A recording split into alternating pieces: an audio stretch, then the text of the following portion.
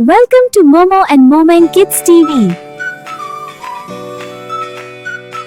अस्सलाम वालेकुम प्यारे बच्चों, क्या आप एक मजेदार कहानी सुनने के लिए तैयार हैं? चलिए शुरू करते हैं।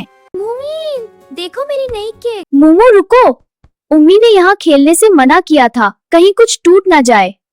मैं कितनी ऊंची बॉल मार सकती हूँ?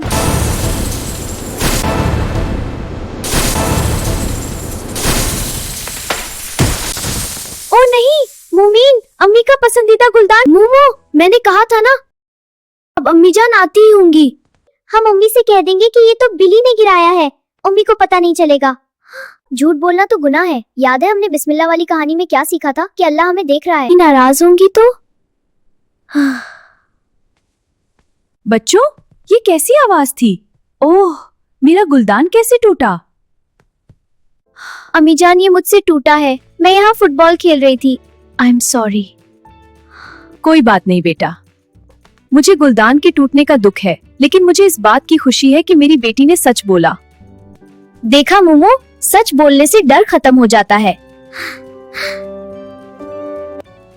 तो बच्चों, हमेशा सच बोले, क्योंकि सच में निजात और सुकून है। अगर आप मजीद सबक आमूज कहानियाँ देखना चाहते हैं तो momo end moment kids TV को फॉलो करें। अल्लाह हाफिज।